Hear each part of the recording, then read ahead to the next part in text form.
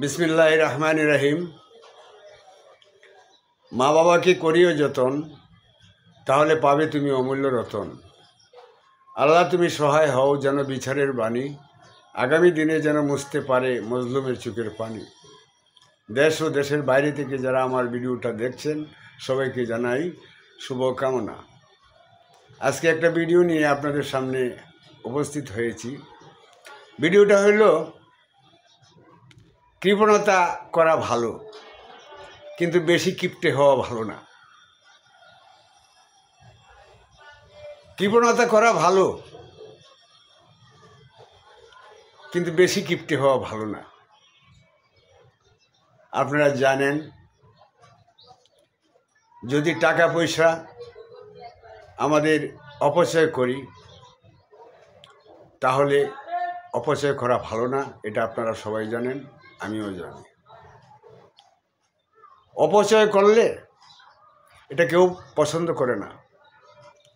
আপনার সেটা অপচয় না করে প্রয়োজনীয় কাজ করা আপনার প্রয়োজন, এটা আপনি করতে পারবেন। আপনার এটা কৃপণতা করেই করতে হবে। আপনি যদি একটু কৃপণতা না করেন তাহলে আপনার ভবিষ্যৎ অন্ধকার হয়ে যাবে। ভবিষ্যৎ আপনার সফলতা হবে না। তাই কৃপণতা করা ভালো। আর এমন কৃপণতা করবেন না যে কৃপণতায় আপনার দুর্গন্ধ ছড়ায়, যে কৃপণতায় আপনার দোষ ছড়ায়, আপনার মন্দ ছড়ায়। আপনি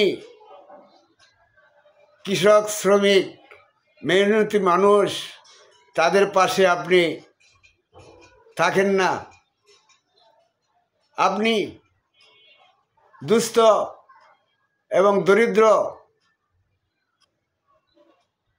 তাদের কাছে আপনি থাকেন না। আপনি ভিক্ষুককে ভিক্ষা দেন না। অসহায় মানুষকে আপনি অসহায় মানুষের পাশে দাঁড়ান না। একজন আপনার সামনে মনে করেন 2টা টাকা আপনার কাছে হাত পেতে চাইল, আপনি এই 2টা টাকা দিতে আপনার কষ্ট হচ্ছে, বা আপনি ঠিকমতো বাজার করেন না, আর ঠিকমতো ঘরে খাবার ঠিকমতো আপনি আনেন না, টাকা রেখেও আপনি এগুলি কিছু করতে চান না। এটা হলো বেশি কিপটে। তো